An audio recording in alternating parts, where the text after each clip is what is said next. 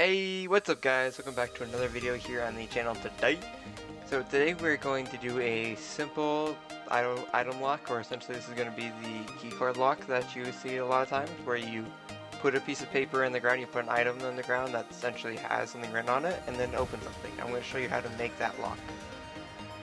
So, for this, items, this is going to be your supply list right here. And let's get into it, guys.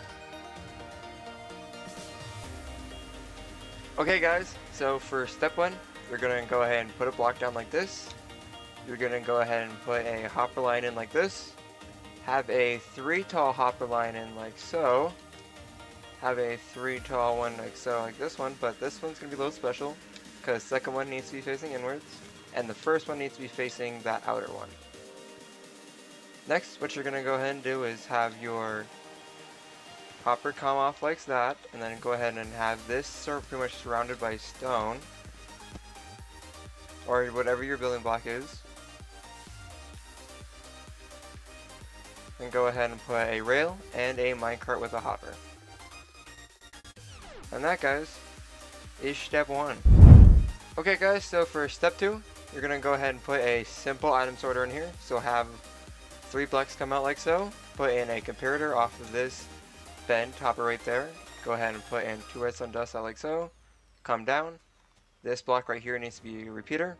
No ticks, or at least you don't need to adjust the ticks. Redstone torch. And then go ahead and take your note block, put it in here like so. You want to essentially have it come up to a purple note. It'll be right after a dark blue one. And as you saw, it was dark blue and then purple, so that's the note you're going to want. So every single time you have one come through, it's going to tell you this is the correct note by this sounding off. Now if you want to, you can add a second note block for it sounding off again, but I couldn't really find a note like that I really liked for a negative sound, because the type of block that the note block is on itself changes the sound, so you will need that note block to be on grass. And that's pretty much part 2 for you guys. Okay, so part 3, you're going to go ahead and take your observer, have it come out right here like this, and this is going to be your basic item elevator. Make this essentially come up one above your hoppers right here, and essentially in line with this block right here. Make sure the light is facing inwards and the face is facing outwards. Next, go ahead and take your block, put one right there, put one right there. You will break that bottom one. And then go ahead and have your observer go like that, break your bottom one, then go ahead and have your dropper pretty much come up right here, like so.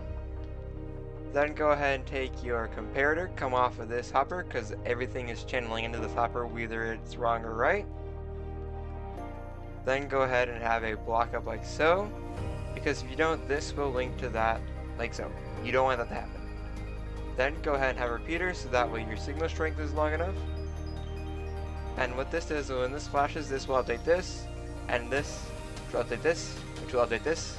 Well, this will update this. It's a lot of semantics, pretty much, but it's a quick and easy and reliable item elevator.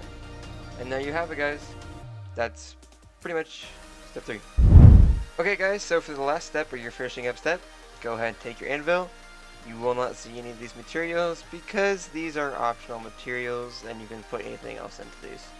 So you can rename either 4 different blocks, or you can just leave them alone.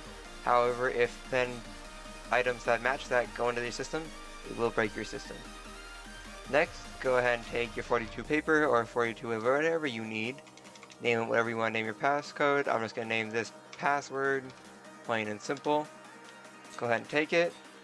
Then come over here to your contraption, go to the hopper that has the comparator,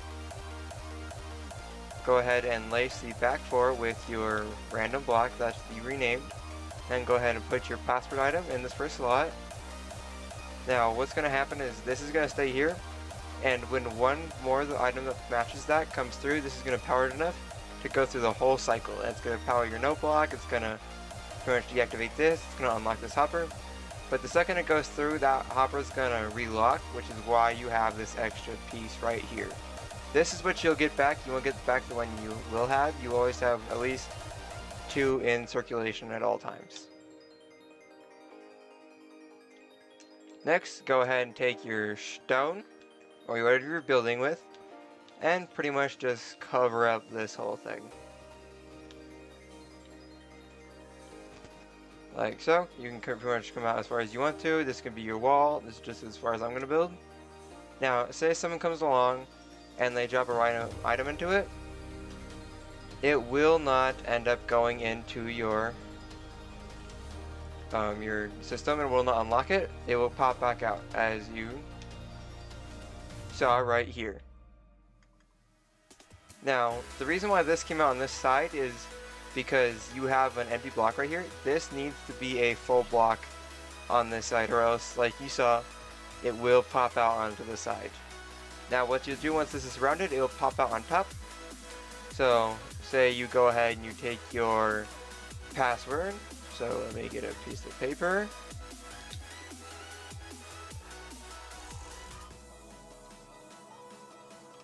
Name it whatever you named your object. Say you go ahead and you drop that into your system then. The no block's gonna sign off. You're gonna get your passkey back. And that essentially what you can do then is place your redstone circuit or your activating circuit to your door or whatever off of this, and it will open said door. And there you have it, guys, a simple keycard locking mechanism that actually recognizes your keycard.